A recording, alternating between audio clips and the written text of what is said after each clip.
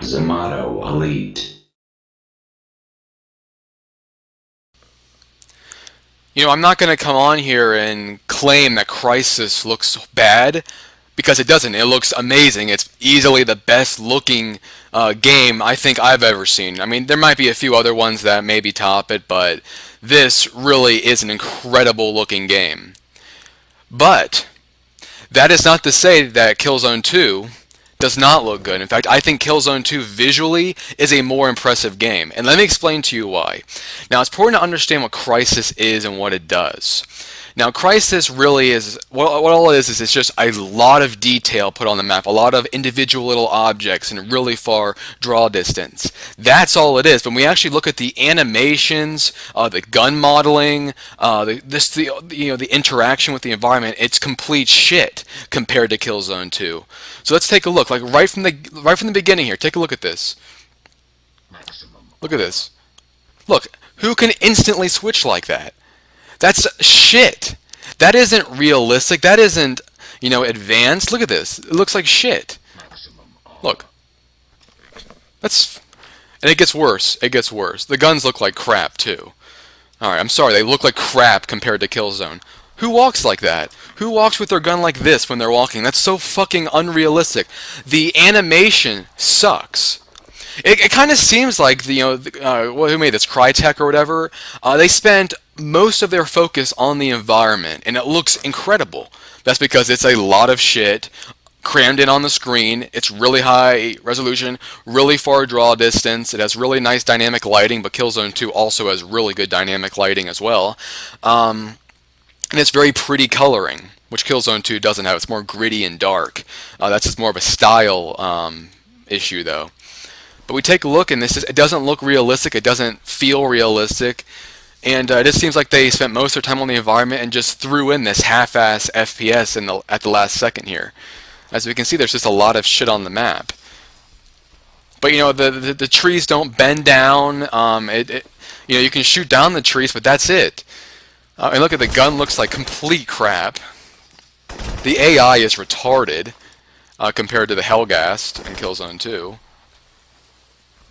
Okay, so let's go to Killzone 2 now. Now, Killzone 2, yeah, it doesn't look as colorful, it doesn't have all the shit crammed in on the map, and, the dynamic lighting system is amazing on Killzone 2, better than any console experience you'll probably ever play. But yeah, it's not as good as Crysis.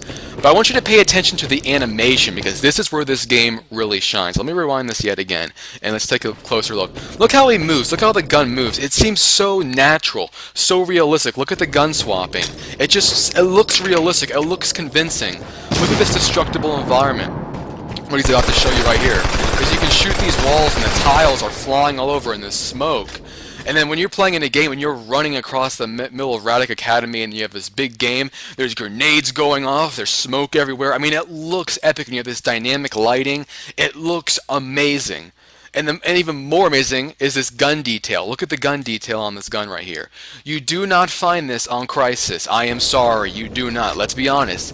This level of gun detail, this modeling, this level of destructible environments, these particle effects, this smoke, this recoil system, this whole gameplay experience, it's a much better, more visually impressive game Killzone 2 is than Crysis. Just look at the movement, look at the animation. Look right here, look at the sparks flying everywhere. And look how the guns shoot. Notice the recoil, how realistic it looks. Look at that. When you go back to Crysis here. Look, it's so fake. Look, it's all snappy, it's blocky, it looks kind of small. It looks like a miniature little gun. It just doesn't look good. The environments look amazing, but again, that's just because there's a lot of detail. But when we look at this, it was considering that it's using a 299 piece of hardware. Take a look at this. Look at these particles. Look at this impressive lighting. Look at the animation. Look at that. Notice the animation. Look how he walks. Look how the gun looks. When he turns, it kind of moves over. You can shoot off all these pillars here. Look at this. Boom. Look at the beautiful effects. Look at this amazing HUD, and then we go over to Crysis, and not a really impressive HUD. It's not really impressive. It's not really well designed. Look how he walks. Who walks with their gun like this? Look at that. Look at how fucking stupid the AI is. They're standing up right up next to him. In Killzone 2, the Hellgas take cover, and they flank you. Look at this. Look at the smoke up here. And yeah, it's a darker game. It's a more gritty game. It's not colorful and pretty like in a tropical forest. But really, where this game shines is the animations. And look at the shadowing. Look at that detail. Amazing. Look at this. Look at the reflection off the scope. Look at this dynamic lighting, which is also in Crysis. So, you know, Crysis is impressive, but Killzone 2 is easily on par. Okay, now in Crysis defense, Killzone 2 is an extremely high budget title.